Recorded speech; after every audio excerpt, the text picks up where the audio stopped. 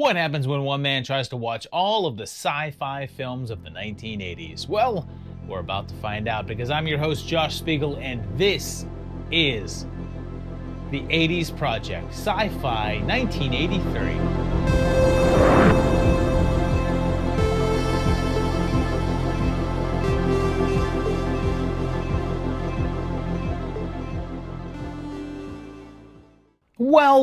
Well, we've reached the ending of 1983 of the Sci-Fi Project, and a little later this month we'll finish up the horror entries as well, and we're going to end this one on a bang, since it's a touch longer than usual, but also with some atomic bombs for the bangs.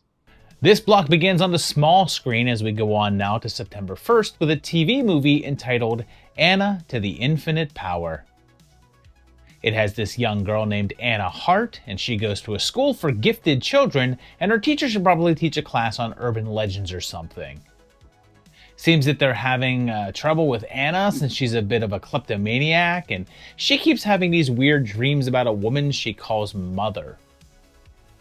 Her brother is some sort of scream queen, and she sees another girl on the TV named Anna that looks exactly like she does. She enlists her brother to help her figure out who this Anna Smithson is, but when they go to find her, her mother says she doesn't have a daughter named Anna. Her mother decides to tell her the truth and tells her that there was a brilliant scientist named Anna Zimmerman, and right before she came through on a massively innovative discovery, she died. So they chose to try an experiment and clone her, making several genetic reproductions, and little Anna Hart is one of them. This news shocks her and she has an identity crisis, but then can't find any information about any Anna Zimmerman. But then the mysterious Michaela shows up with an interest in the girl, but the pair butt heads immediately. And Donna Mitchell kind of looks like Debbie Harry? Or is that just me? But her lessons with Michaela soon become very antagonistic, and things really ramp up when she discovers Zimmerman was a prisoner in a concentration camp, forced to be a part of their plan to create a master race. And like I said, this one was a TV movie, and it was directed by Robert Weimer, and was his first feature-length work. He had previously done a short and a TV episode, and was a writer, but this was his first turn at directing features. He'd shift back into TV shortly after this, though, and handled a number of Star Trek episodes. It was based on a novel from 1981 with the same name by Mildred Ames, and the film was made with the intention of a theatrical release, but ended up being sold to HBO instead, and aired there as a premiere. The reviews were mostly negative, with most calling the film flat and very sitcom feeling, and it somewhat quickly faded into the background. And I like this, so I'll give it a 3 out of 5 tapes. It's probably done a little too sitcom-y to truly work, but it's got some cool ideas and concepts, even if it doesn't really flesh them out as much as you want them to. Its sci-fi cultural significance is at 1.5 since it's fairly unknown and didn't really impact the genre overall, but it's got some names involved with it to make it stand out a touch. Should you watch it? I'd say yeah. Maybe not to the infinite power, but at least to the third power? Anna, you've changed. See? No more headaches. Just one day later, on September 3rd, we're going back to the big screen for this one, called Stryker. As soon as the movie starts, we see a nuclear detonation and a desert background, so you could probably guess that it's going to be a Road Warrior clone. And they mention that water is low in supply, and whoever controls it controls the world, so yeah, it is. There's a woman on the run being chased by a group of marauders, but she's saved by 2 guys. The main guy is our title hero, Stryker, and his sidekick is named Bandit. And oh look, it's Buddy Repperton. And here's a fun factoid. In the last episode, I covered Fire and Ice, the animated film that came out in '83, and Steve Sandor, who plays Stryker, and William Ostrander, who plays Bandit, voiced main characters in that film, and are paired up again here in the flesh. Dila gets captured though and taken back to the warlord Cardis, who wants to torture her to find out where her colony is, since he knows they have water. If you're not convinced that they were trying to do the Road Warrior thing, well, here's a chase scene featuring a big tanker trucker with people fighting on top of it. The guys have to go in and save Dela again and return her to our people, and he makes the discovery that they've been trying to enlist the help of his lost brother to help them, but it seems that he's been captured by Cardis as well, and geez, he was just there. Like, now he's got to go back and save someone else? I guess a hero's job is never done. And this is probably one of the more blatant of the Mad Max ripoffs, and it's by low-budget schlock director Cirio Santiago, and it's the first that we're encountering him on the project, but it certainly won't be the last. It won't even be the last Mad Max rip that we'll see him do. In fact, this seems to have given him a post-apocalyptic bug, since it would be the focus of several of his later films. And in fact, his final film, which was released posthumously and he only worked a couple of days on it, was a remake of this one called Water Wars. The reviews for this one weren't kind at all, and most critiqued the fact that it was just a thinly veiled clone. It did get a really limited release though, but didn't really leave much of an impact. And I'm just gonna give this one a 2. It's got a smattering of entertaining scenes, but it all feels a little been there, done that, especially after seeing about 5 or 6 other films just like it in this same time frame. Its sci-fi cultural significance is just a 1.5, since it's not all that well known, even in terms of Max ripoffs, but it gets talked about occasionally and had Santiago directing. Should you watch it? Not really. I mean, it's fine and all, but it's just so generic.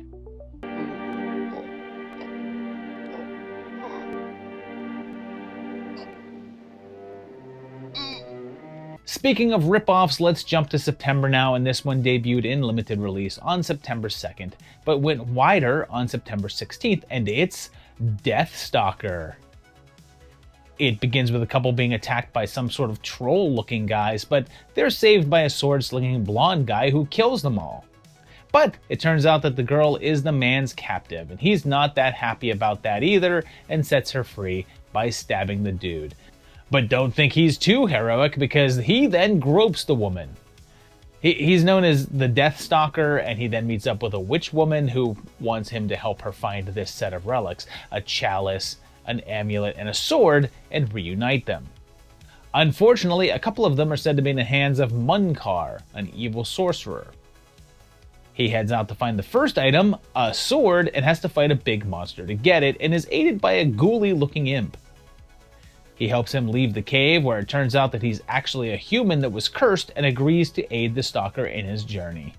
He also helps out another guy that joins the group, and you might not be able to tell because he's certainly not a bulky gent, but this is Richard Brooker, most known for playing Jason Voorhees in Friday the 13th Part 2. There's one final member of their group, a warrior woman named Kyra, and she's played by Lana Clarkson. And this was pretty early in her career and her biggest role to date, and I'll talk more about her later. The four then set out to reunite the three powers and end the reign of Munkar, but before they do it, it's very important that they stop and check out some mud wrestling. And if you're a fan of the horror flick X-Ray, you'll be pleased to see that film's Barbie Benton appearing here, and you'll be glad to know that she's not clothed for about 75% of her screen time. And this one is credited to John Watson as the director of the film, but that was a pseudonym for James Spartalotti. Spartalotti, and it was only one of two films that he'd direct. The only other one from him was a 1987 action comedy called Under the Gun with Sam Jones in the lead role. He does have a number of other credits though, and has a really long list of titles as an assistant director, including the crazy Island of Dr. Moreau that has all the stories behind it with Brando. But this one was yet another in that big wave of Conan knockoffs when every low-budget company was putting out films about massive shirtless barbarian fellows. It was from Roger Corman's New World Pictures, but it was in conjunction with Argentina, and was the first of a number of flicks that he did there.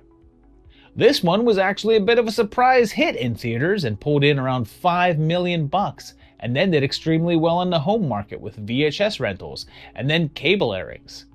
Because of this, they decided to make more, with the first being Barbarian Queen, a kind of spin-off with Clarkson essentially playing the same character as she does here, but she's also different. It's just weird because it's referred to as a spin-off of this, but doesn't really seem to have any actual connections, so it likely just is meant to take place in the same universe. There were also several sequels, with Deathstalker 2, 3, and 4 releasing in later years. There's also an upcoming remake coming from Steven Kostanski, director of Psycho Gorman, and is slated to be released in either late 25 or early 26.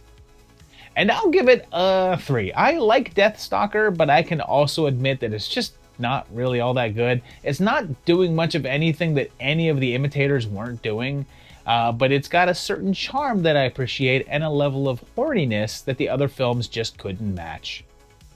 Its significance is a 3 as well, since it did get more known and was successful enough to launch a series, but it never reached that higher level of success it could have and never stepped out of Conan's shadow. Should you watch it? I would say yes, give it a stalking. Oh my God!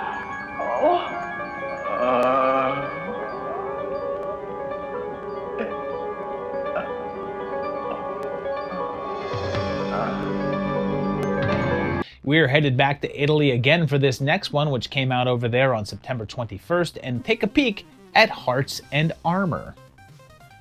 We're in a medieval world and hear about a guy named Ruggero, and a young woman is attacked by a group of dudes, but she's rescued by a man on horseback. He makes short work of the group, but surprise, surprise, there's no one in the armor. There's then this Christian knight who makes his way into a little village, and there's a whole group of them, with each one having a different detail on top of their helmets. This one is Orlando, and he's returning from a journey. Meanwhile, Sheena is here too, and also attacked in that same river, but is rescued by Bradamante, who is now wearing that armor that saved her. Not enough characters? Well, then there's Marfisa here, and she approaches Ruggero, and he's Ron Moss, who we all remember as Rowdy Abilene from the all-time classic Hard Ticket to Hawaii, and this is his first film. The only thing that he was in before this was a music video in the late 70s. He fights a group of the knights and kills some of them, but they have to have an official challenge since his sister Angelica is with them. And he's set to fight Orlando, but Bradamante wants to fight instead? And I feel like I'm making this sound somewhat linear, but it's all so confusing, and I'm not exactly sure who the hell is who here. But Lando is in love with Angie, it seems, and I think I should point out that Ruggero and Angelica are supposed to be Moors, which doesn't seem quite right. It's then a tale of love triangles, star-crossed love, and lots of battles, as well as invisibility emeralds. And even though this is Italian, it's hard to call this another ripoff, unless you want to say that it's biting Conan, but it's really not. I suppose you could call it a rip of Excalibur, although that was a while back and wasn't a hit. This one was by Giacomo Battiato, and this was his first bigger project, and he'd done some Italian TV before this, but would never really go on to do any films of major note. It's said to be partially based on the classic tale Orlando Furioso, but also the stories of the Paladins, the Knights of Charlemagne's court. It's said that this is a shortened version, and then a longer version ran on Italian television as a mini-series, which might account for the seemingly fractured narrative, but I couldn't find any information of that version existing. Some people in the reviews seem to have located it or watched it, but I couldn't find it or even find out exactly how much longer that it was. And this is interesting. I'll give it a 3. There's no story, and it's just a series of events that may have been more fleshed out in the series, but here it's just disjointed, but it just looks so damn good and has this whole vibe that's cool to watch. Its significance is just a 1.5 though, since it's practically completely unknown, but it does have a handful of recognizable names involved. Should you watch it? I think so. There may not actually be a ton of heart, but there is a lot of cool armor.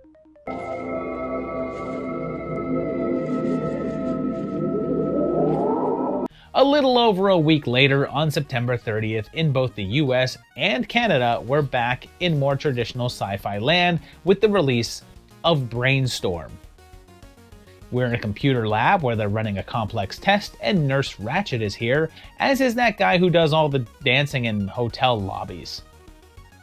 Their gizmo lets you strap into it, and when another person is attached, you can experience what they're experiencing, all 5 senses.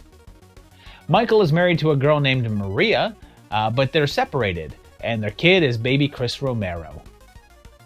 The project is being overseen by Uncle Ben, who wants them to demonstrate their device before it's ready, giving them a revolutionary new chip to make it work. The test is successful, and they're able to let their investors test it out, giving them a number of different experiences like riding a roller coaster. And wait, a truck running off the road? So was someone strapped into a device there? Did they die? What happened to that person, and why is no one freaked out by it? But then things get interesting when the government gets involved and tampers with one of the feeds of having sex. And then Michael sees through Karen's eyes and experiences her emotions from their split, which is a shock as they weren't aware that they could record emotion. They're able to use this to share their times with each other, which leads to them reconciling. But there's another side to things, because that bit that was spliced out, this guy kept in order to just orgasm constantly. Everything changes when Lillian is working late and suffers a heart attack, but she manages to record her final instances on the machine, which kicks off the crew's concerns with finding out the truth about what happened to her, and their invention being co-opted by the military for something called Project Brainstorm. This one was directed by Douglas Trumbull, and he was mostly a visual effects guy and a producer later on, and only directed 2 feature films, this one and the 70s classic Silent Running. It was a bit notorious because in the middle of filming, Natalie Wood died under mysterious circumstances. She was on a weekend boating trip with several people, including Christopher Walken, and they went to Catalina Island off the coast of California, and she drowned. But she wasn't on the boat. She disappeared, and her body was found the next morning a mile away from the boat, with a small inflatable raft nearby. It was determined that she had an argument with her husband that night and drunkenly boarded the raft to go to the island herself and accidentally drowned, but her sister said that she couldn't swim, was terrified of water, and wouldn't have gotten on the boat herself. The actual details of what happened will likely never be known, but they had already finished filming all of her big scenes in the film with only some minor shots remaining. However, MGM felt that the production was troubled and decided to shut the whole thing down, and Trumbull had to seek out private investors and another studio. Then, when it appeared as if other studios were eager to have it to capitalize on Woods' death, MGM changed their mind and went forward with it, using Woods' younger sister, Lana, to shoot those last little bits. The release was stunted though, and only given a limited run and a small amount of promotion. On a budget of $18 million, it only brought in $10 million on release, and the aftermath prompted Trumbull to give up on directing studio features. And I'm giving this one a 3. I love what it's setting up in the first half, but then it just wants to be a movie about government stealing the idea instead of the ramifications of it, and I lost a good amount of interest. Its SFCS is a 2.5 since it wasn't a hit and never built up that big cult following, but it had some big names involved and is well known for being the final film for Wood. Should you watch it? I'd say yes, it's worth a peek to stimulate that brain.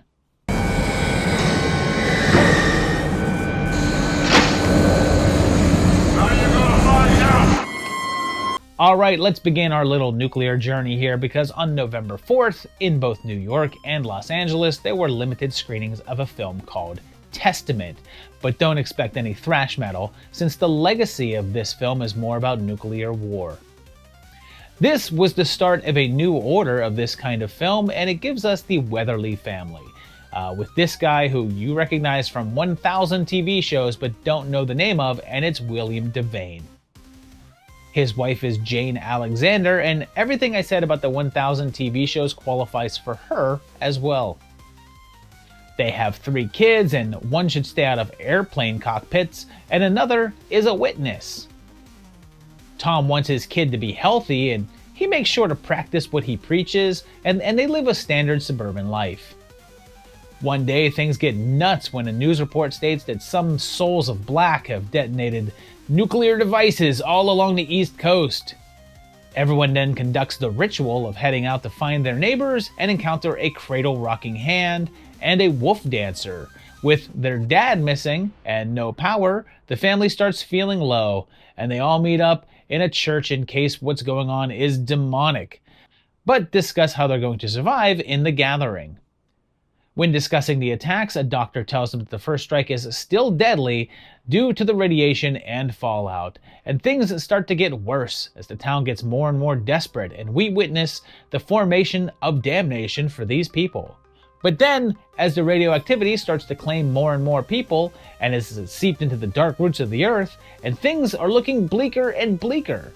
And this is by Lynn Littman. And before this, she had won an Oscar for directing a documentary short film called Number Our Days in 1976.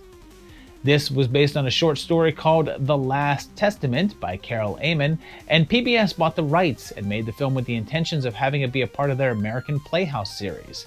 However, Paramount executives who were involved in the production thought it deserved a theatrical release and decided to give it a full run. Because of this, the cast had to sue the producers as their contract and pay rate were predicated on it being a TV movie, and then they wouldn't alter their rates after they changed it. The case never made it to court though, as the two parties settled. The reviews were strong and it was very acclaimed, getting both a Golden Globe and Oscar nomination for Jane Alexander's performance. It then went on to have a big impact on the sci-fi world, giving a different and far more grounded view of what happens in the nuclear aftermath, a sharp contrast to all of the action-packed post-apocalyptic films coming out at the time.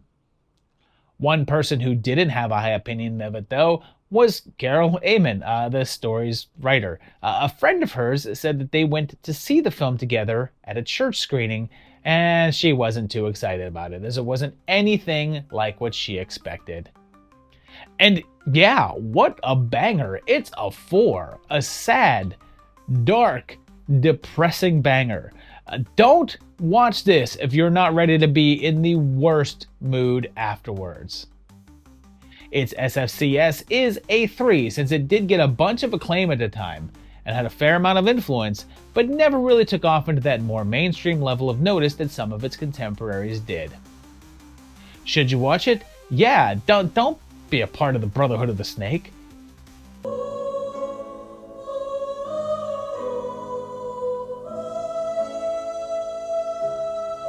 One day later, on November 5th, in Italy, we have hopefully a little more lighthearted view of a post-nuclear aftermath with Endgame, Bronx Lotta Finale. It says that it's May 10th, 2025, which at the time that this video is going to be up will be about 2 months in the future. So I guess this is what we have to look forward to.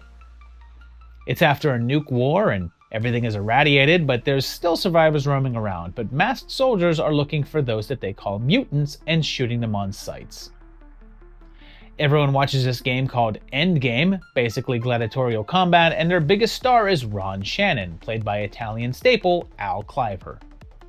He's going to be hunted down by a number of hunters, including other familiar faces like George Eastman and everyone's favorite badass pimp, Tony. Along the way, he helps out a lovely woman, and she's Laura Gemser, who we last saw over on the horror version of the project in Women's Prison Massacre, and he gets into a brawl with the hunters, narrowly escaping with her help. He has the opportunity to take out Karnak, his biggest rival, but doesn't do so and is declared the winner of the match. After the game is over, Ron is recruited by Lilith to help her and the mutants get out of the city to safety, and if he does, they can supply him with a huge reward. The city officials find out about it and send Karnak to track him and stop him, but he's building up a team including some former opponents and criminals. Along the way, they come across some of the other mutations and see that they're regressing to ape and marine forms, and encounter danger along the way to freedom. I feel like I don't even have to say this anymore, but this is another Mad Max rebuff from Italy, with this one also tossing in some Escape from New York as well. It was by Joe D'Amato, and this is now his 8th film on the project between the horror and sci-fi, and his 2nd sci-fi flick of the year. Earlier in '83, he did 2020 Texas Gladiators, or at least co-directed it with Eastman. Oddly, the beginning shows signs of originality with the Running Man style concept several years before The Running Man would be a film, but after The Prize of Peril, which had a similar concept of hunters chasing down a man. However, Endgame is a plot point in the opening of the film, and then it becomes a more standard we have to get out of the city storyline in the wasteland. Even though it wasn't that successful, it did okay, and one person liked it more than others, and that was D'Amato himself, who considered it one of his best films. And this is fine, it's a 2.5. It throws a lot of different elements into the mix, but it just never does all that much with them and feels a touch stale. The SFCS is a 2 since it did get some attention, a little more than some of the other Max rips, but it's still lesser known. Should you watch it? Perhaps. It's fun at times and has some good action bits, but even though it never really rises above.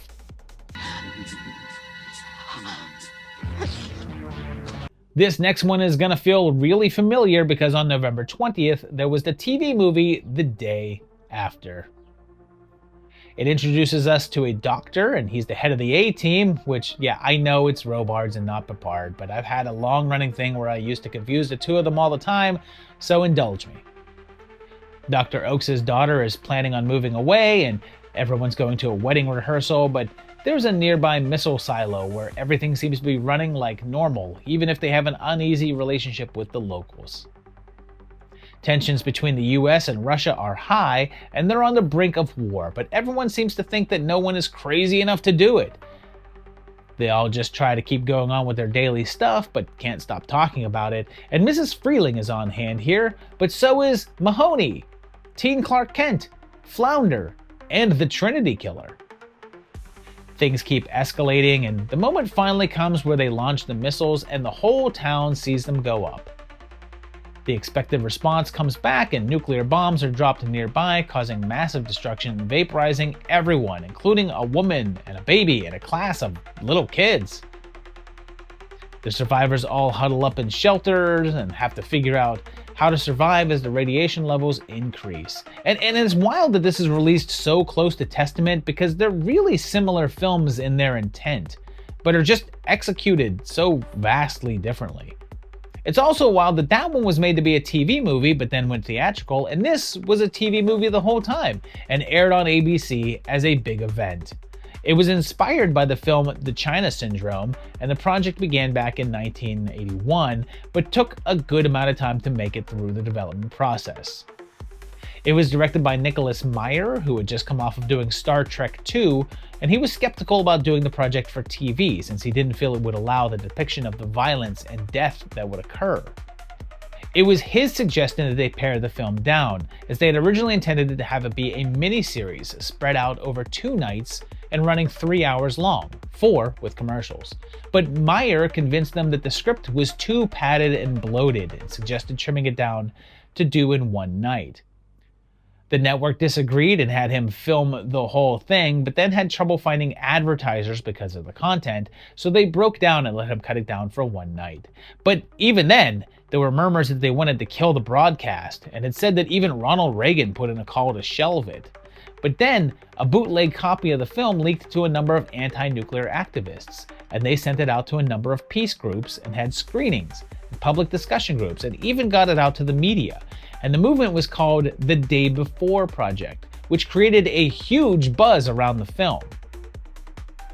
It became a massive hit, and it said that more than 100 million people watched the initial broadcast, and is stated to be one of the highest rated TV movies of all time. The media coverage was huge, and the political fallout was too, with Meyer being branded a traitor for promoting nuclear disarmament, saying that he was doing the Russians' work for them. But Reagan actually wrote that the film left him completely depressed, and he even altered his policy based on it. And there was a story that he sent a telegram to Meyer telling him that his film was responsible. Meyer, however, says that that's untrue. It won 2 Emmys and was nominated for a whole lot more, and has left a big impact on the genre. And this is also a 4. Fun fact, I watched this when it first aired, and it may have scarred me. Ultimately, if I were ranking them, Testament is a better take than this one, but they're both so damn good and bleak and compelling. Its significance is also a 4 since it was a huge sensation and literally changed policy, but I'm not sure that its impact has stood the test of time as opposed to being important at a specific point in time. Should you watch it? Yes. Watch it the day during. So, today.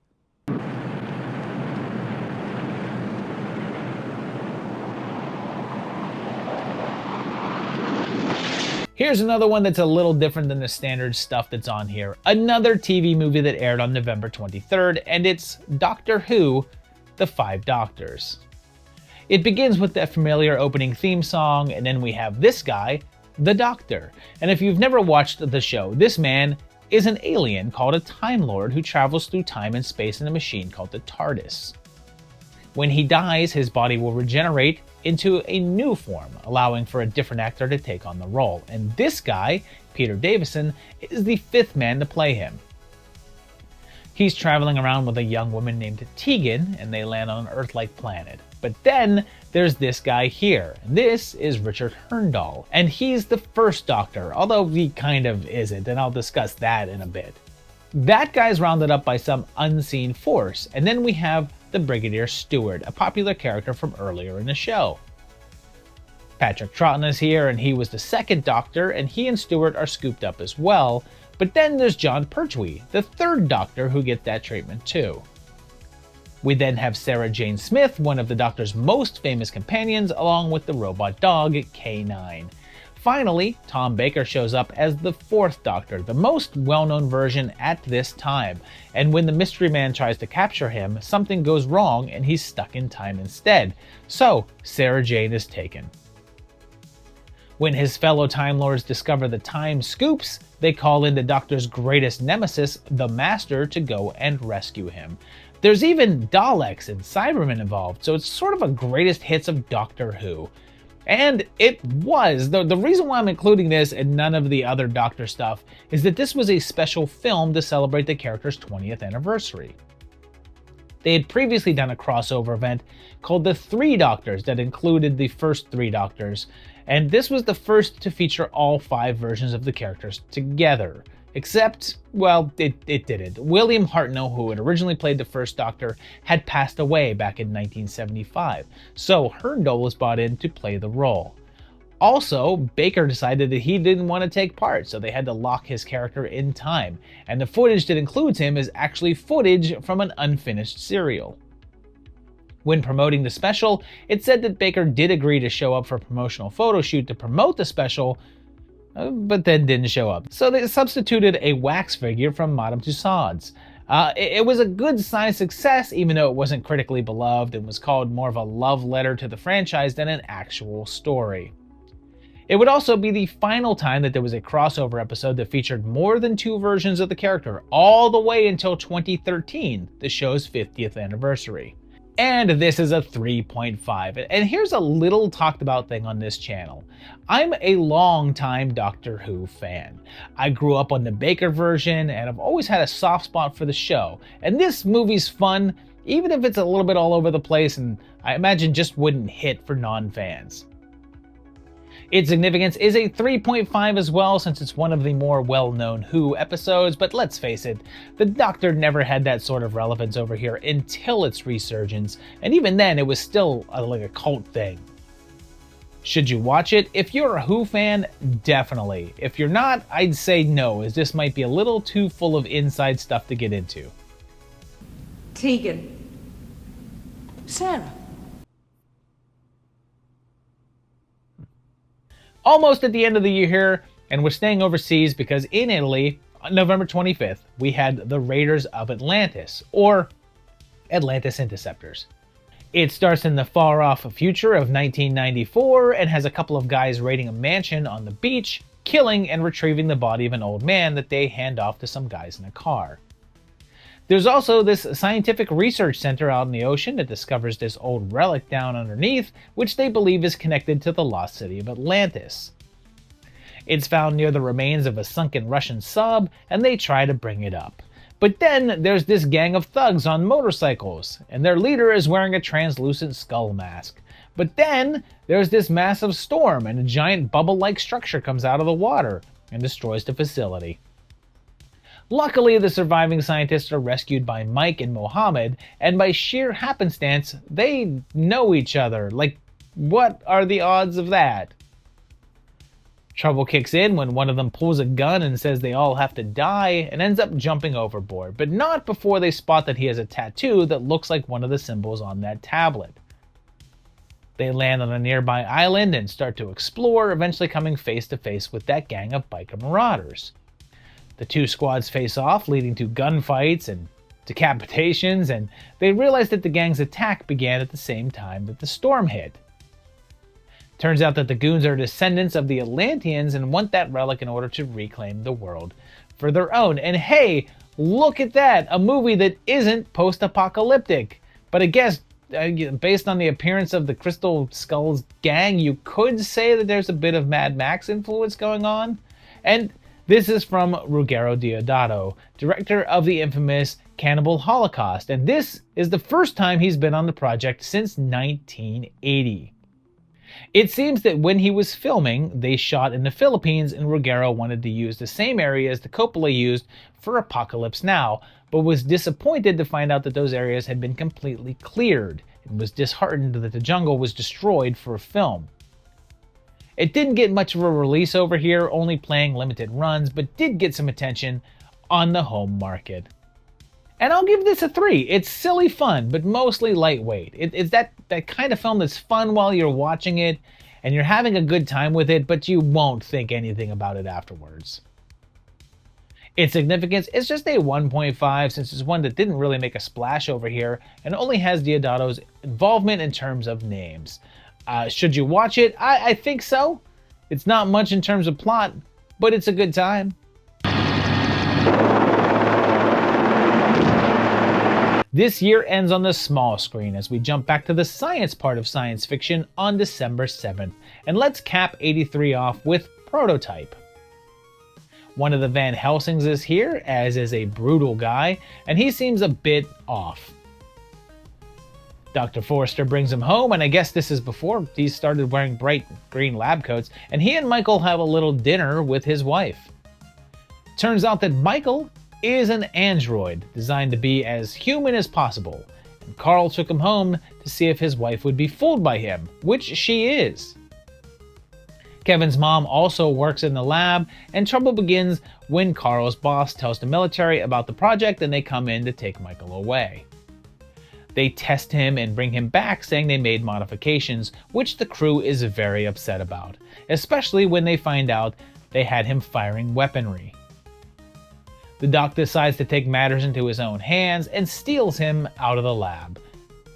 They go on the run with the government in pursuit, with Michael taking a particular interest in the story of Frankenstein. And hey, this is my neighborhood. You can't see it from this angle, but the Michael Myers house is right behind here. And this building is the hardware store that Michael had broken into. The two bond, with Michael showing a sensitivity that he didn't expect, and a desire to learn more about the human experience. So, this one was a TV movie that ran on CBS and was directed by David Green. He had been working on various things since the 50s, and even did an episode of the original Twilight Zone, but also did features like the 70s film adaptation of Godspell. One of the funnier things about this one is the later versions of the marketing. Early VHS copies had a more science fiction vein to it, but later editions wanted to take advantage of the Terminator. They gave it this cover art, with a familiar looking robo skull and a drill going into it, and a tagline of, "The future is not friendly." Another version did keep a picture of Michael on it, but then also had that skull there with red glowing eyes and the same tag. But nothing like that is represented in this movie. Michael is, in fact, very friendly and not harmful to anyone, really. He's the good guy of the film, with the government after him. And the film has more of a short circuit, is this guy really alive vibe to it than Terminator. But I guess that doesn't sell videotapes. And I'll give this a 3. I like what it's doing, and I'm interested in some good character stuff, but it's perhaps too dry and doesn't have quite the budget to pull off what it wants to do. Its significance is just a 1.5 since it's not known and doesn't have the reach that other AI-oriented films from this time have, but it does have enough star power for an extra 0.5. Should you watch it? I'd say yeah, it's a nice little sci-fi drama that tells a pleasant, if unremarkable story. No, don't hold me. Why not? You'll feel the metal. So there you have it, all of the sci-fi and fantasy superhero genre films of 1983. And yeah, this was a pretty interesting year for the genre, but let's do this. Let's check out our best of superlative list for this year. For best special effects, I'm going to give this one to Return of the Jedi. It's the most polished looking film of the year with the most complex and intricate effects. For best so bad it's good, well, that can only go to your Hunter from the Future. For most WTF, I'm going to go ahead and give that to Lucio Fulci's Conquest, because what the hell's going on in that movie? For the most unique, I'm going to give that to The Little Girl Who Conquered Time. It's just such a bizarre and unusual film, particularly in the way that it's told. As the most overrated, I know this is going to be controversial, but I'm giving it to The Day After, even after I gave it 4 tapes here. And yes, I do love that movie, but I think that showing the implications of a nuclear war, I think that there's other films that did it better, and its significance is maybe a little bit overrated. On that same note, for the most underrated, I'm giving to Testament. I think Testament is the more brutal and raw and true version of what would happen after a nuclear war, and I think it handles the whole thing better.